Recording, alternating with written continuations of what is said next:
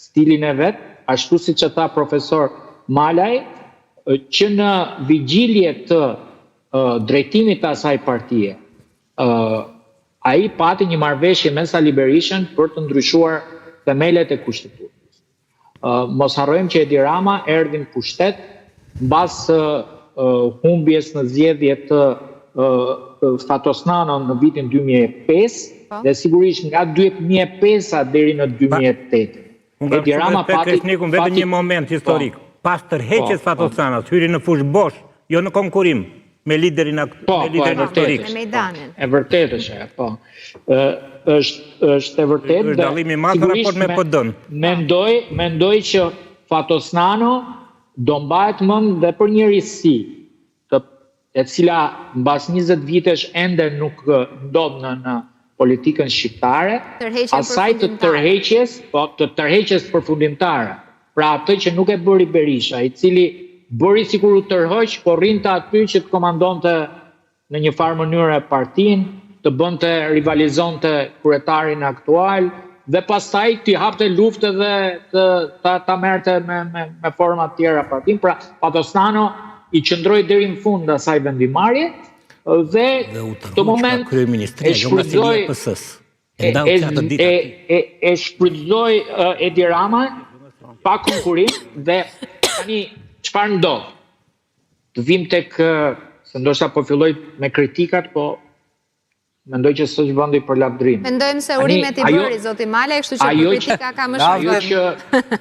Ajo që nuk më pëlqen është ti mundet një parti kaq e madhe, me një peshë kaq të fortë përgjegjësie e qeverisë, kaq vite mos bëj zgjedhje për drejtim. Pra, këta kanë hequr edhe zgjedhjen e kryetarit në statut si procedurë.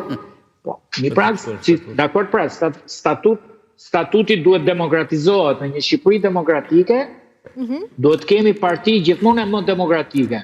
Ndërkohë që në vitet e Fatosnanos, apo para Edi Ramos, u ndruan disa kryetar Partie Socialiste, kishte zgjedhje të lira dhe ndershme për kryetar, një garë me një rivalitet të jashtëzakonshëm, ku Shqipëria ende ishte e brish në demokraci.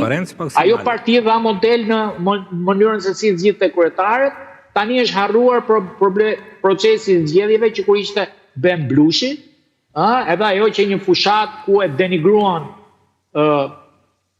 publicistin dhe politikanin e njohur Blushi, i cili tentoi të garonte të bënte një fushat modeste, por përballë një përplasje dhe një gare totalisht të pabarabartë, dhe që nga i moment u hoqë dhe nga statuti, sepse u ndje rrezik edhe nga një lloj rivaliteti i cili ishte, mendoj që ishte vlerë për Partinë Socialiste, fushata ku Blushi u fut të rivalizonte. Dhe për këtë gjë, se deri tani po flasim për pjesën e partisë, duke qenë se është dhe përfjetori i festës së partisë, meriton të bëjmë një analizë fillimisht jo për qeverinë Rama, por për Partinë Socialiste.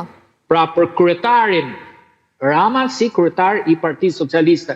Në këtë sens unë shikoj një lloj regresi në mënyrën sepse nuk do doja që uniteti dhe solidariteti i asaj partie të buronte vetëm nga centralizimi i drejtimit të partisë, por duhet ishte nga demokratizimi i Partisë Socialiste, gjë që fatkeqësisht nuk është. Nuk është arritur. Okej.